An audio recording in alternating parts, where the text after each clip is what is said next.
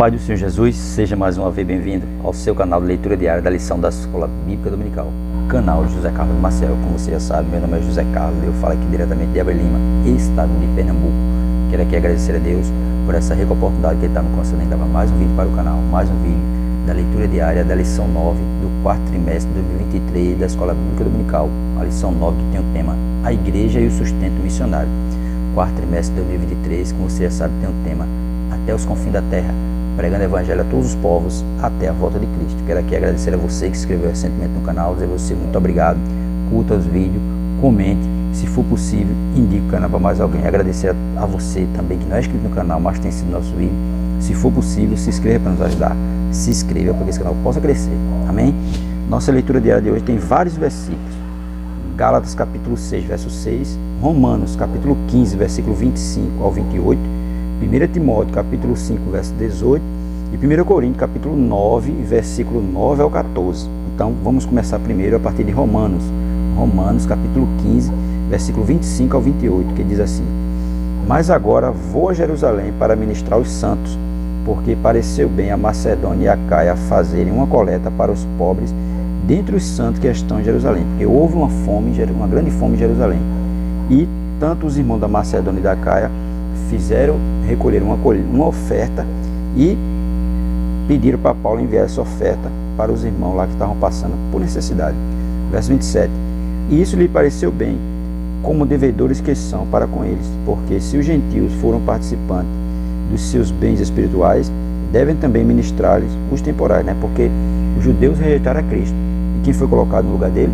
Os gentios. E agora estão retribuindo aos gentios com oferta para ajudar os irmãos que estão lá necessitados. Assim que concluindo isso, e havendo-lhes consignado este fruto, de lá passando para vós, irei à Espanha, que depois dali Paulo tinha o desejo de ir até a Espanha, quando faz lá de Jerusalém. Agora, 1 Coríntios, capítulo 9, versículo 9 ao 14, que diz assim: Porque na lei de Moisés está escrito: Não atarás a boca ao boi que trilha o grão. Porventura, tem Deus cuidado dos bois? Deus vai cuidar só dos bois? Não, Ele cuida também da sua criação, que é o ser humano. Da mesma forma que o boi está ali trilhando o trigo e está se alimentando, da mesma forma Deus tem cuidado do homem, para que o homem se alimente também. Verso 10. Ou não o diz certamente por nós, certamente que por nós está escrito, porque o que lavra o que lavra deve lavrar com a esperança, e o que debulha deve debulhar com a esperança de ser participante, porque ele está debulhando, ele não está lavrando, então a esperança dele é de ter uma boa colheita e ele ser participante daquela colheita. Se nós vos certamente semeamos as coisas espirituais, será muito que de vós recolhamos as carnais. Se outros participam deste poder sobre vós, por que não mais justamente nós? Porque se outras pessoas participam dos bens, se semeamos bem coisas espirituais, Paulo diz que semeou coisas espirituais aos Coríntios, está muito que de vós recolhemos as carnais, ganhar alguma coisa deles. Mas Paulo diz: se outros participam deste poder sobre vós, por que não mais justamente nós? Eles seriam merecedores de receber algo dos irmãos. Mas Paulo vai dizer no verso 13, vai continuar dizendo assim: mas nós não usamos deste direito, antes suportamos tudo para não pormos impedimento algum ao Evangelho de Cristo. Porque se alguém tinha direito sobre eles, Paulo tinha mais direito ainda, porque levou o Evangelho até ele. Mas ele diz que não, mas nós não usamos deste direito. Não sabeis vós que os que administram o que é sagrado comem do que é do templo, e que os que de contínuo estão junto ao altar participam do altar? Assim ordenou também o Senhor aos que anunciam o Evangelho, que vivem do Evangelho. Aqueles que trabalhavam no tabernáculo, como os sumos sacerdotes, os sacerdotes e os levitas, eram sustentados pela uma parte das ofertas. Quem trabalhava no templo, da mesma forma, uma parte das ofertas era destinada para eles.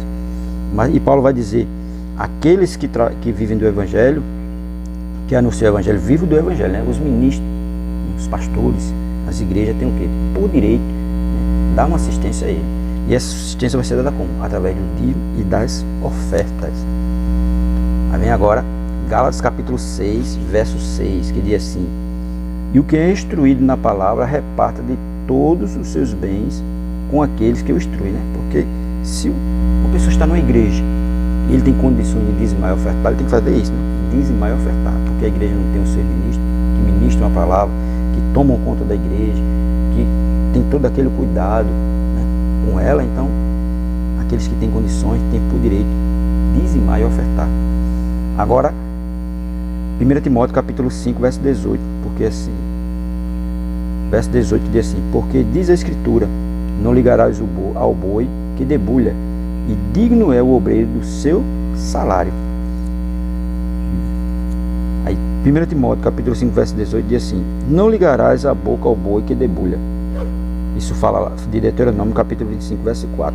Os animais que eram usados na debulha do trigo eram permitidos se alimentar enquanto faziam o trabalho, de forma que quanto mais trabalhavam, mais alimento eles tinham.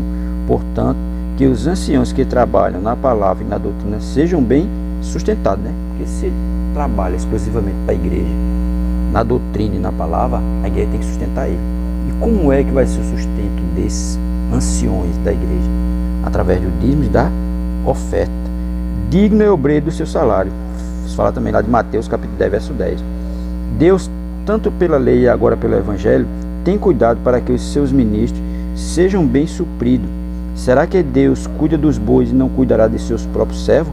O boi apenas debulha o trigo, com o qual fazem o pão que perece, mas os ministros partem o pão da vida, que dura para sempre. Então, os ministros têm que ser o quê? Sustentados pelas igrejas. E da mesma forma, o missionário que está lá fora do nosso país, pregando a palavra, ele tem que ser sustentado pela igreja, né? Sustentado pelo dízimos e a oferta. Por isso que diz, essa epígrafe da leitura diária diz assim: o comprometimento compreendendo de maneira plena a importância do sustento missionário, né? Porque o missionário tem que ser sustentado, tem que ser suprida a necessidade dele, tanto material como espiritual.